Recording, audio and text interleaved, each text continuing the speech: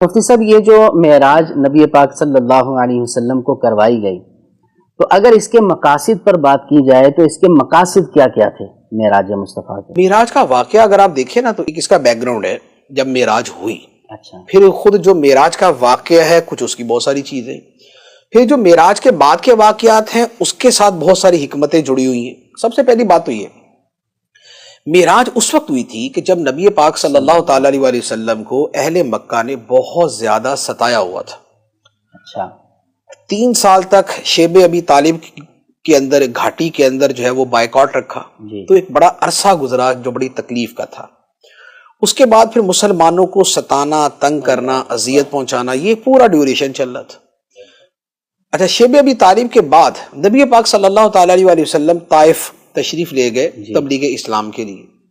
اور وہاں کے کفار نے اہل مکہ سے بھی زیادہ سخت رویہ اختیار کیا اور زیادہ تکلیف پہنچائی۔ تو یہ سارے واقعات وہ تھے کہ جس میں نبی پاک علیہ الصلوۃ والسلام بڑے رنجیدہ تھے،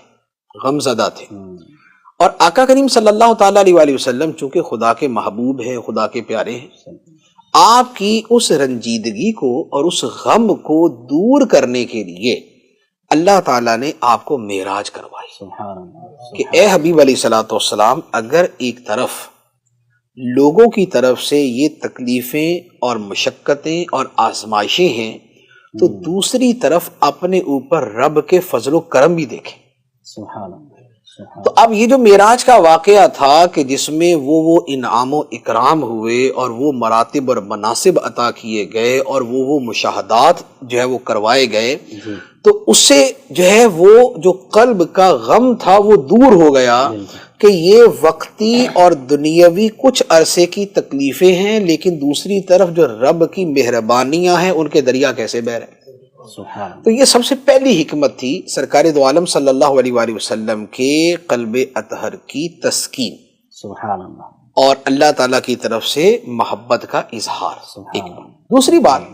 خود جو معراج کے اندر پھر جو واقعات ہوئے اس میں کیا ہے، ایک تو جیسے نمازیں ملی، تو اللہ تعالیٰ نے نمازیں عطا فرمانی تھی اور نمازوں کا شرف ظاہر کرنا تھا کہ عبادات میں یہ کتنی افضل عبادت ہے کہ جسے عطا کرنے کے لیے اللہ تعالیٰ نے اپنے حبیب علیہ الصلوۃ والسلام کو عرش پہ بلایا۔ تو یہ نماز کی عظمت کا اظہار تھا۔ تیسری بات، نبی پاک علیہ الصلوۃ والسلام کی سارے نبیوں سے ایک اجتماعی ملاقات کروانی تھی۔ چوتھے نمبر پہ انبیاء علیہ الصلوۃ والسلام کی شانیں دکھانی تھی کہ وہ مسجد اقصیٰ میں بھی ہیں، وہ آسمانوں پر بھی ہیں، ان کے مراتب ہیں، ان کے مقامات ہیں۔ پھر لِنُرِيَهُ مِنْ آیَاتِنَا خود قرآن کے اندر موجود ہے کہ اللہ تعالیٰ نے اپنی نشانیاں دکھانی تھی، تو کائنات میں اللہ تعالیٰ نے اپنی نشانیاں دکھائی، زمینوں میں، آسمانوں میں، جنت کی، جہنم کی، عرش کی، فرش کی،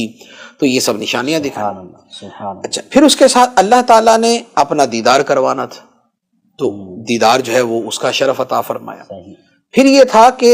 کائنات اللہ تعالیٰ کے وجود کی گواہی دیتی ہے، ہم اللہ تعالیٰ کی گواہی دیتے ہیں نا، اللہ تعالیٰ ہے اور تنہا معبود ہے، لیکن ہم سب گواہی دیتے ہیں سن کے، ہم نے دیکھا تو نہیں کہ اللہ تعالیٰ ہے، ہم نے دیکھا نہیں ہے، ہم نے سنا ہے اور ہم اس کی گواہی دیتے ہیں۔ تو اللہ تعالیٰ نے کائنات کے اندر ایک ہستی کو ایسا بنایا کہ سارے سن کے دیں اور وہ دیکھ کے گواہی دیں کہ اللہ ہے۔ تو نبی پاک علیہ الصلوۃ والسلام کی جو انفرادیت، جو آپ کا امتیاز اور جو آپ کا اختصاص ہے، وہ اللہ تعالیٰ نے ظاہر کرنا تھا اور اپنے وجود کے عینی گواہ نبی پاک علیہ الصلوۃ والسلام کو بنانا تھا۔ پھر اس معراج کے واقعے کو اللہ تعالیٰ نے کافروں کے لیے اور مسلمانوں کے لیے ایک آزمائش بنانا تھا کہ اس کے بعد لوگ کیا کہتے ہیں، جو انکار کرنے والے تھے ان کا رویہ کیا ہے، جو اقرار کرنے والے تھے ان کا طریقہ کیا ہے۔ اسی کے اندر صدیق اکبر رضی اللہ تعالیٰ عنہ کو وہ مقام عطا فرمانا تھا۔ پھر نبی پاک علیہ الصلوۃ والسلام کو جو جنت کے مشاہدے کروائے گئے، تو مشاہدے کے بعد نبی پاک علیہ الصلوۃ والسلام نے جو آ کے فرمایا کہ جنت میں یہ ہے، یہ ہے، یہ ہے، یہ ہے، اس کا جو امپیکٹ ہے وہ ذرا اور طرح کا ہوتا ہے۔ جہنم کے جو عذابات دکھائے گئے ان کے بارے میں نبی پاک علیہ الصلوۃ والسلام نے فرمایا، تو اس سے جو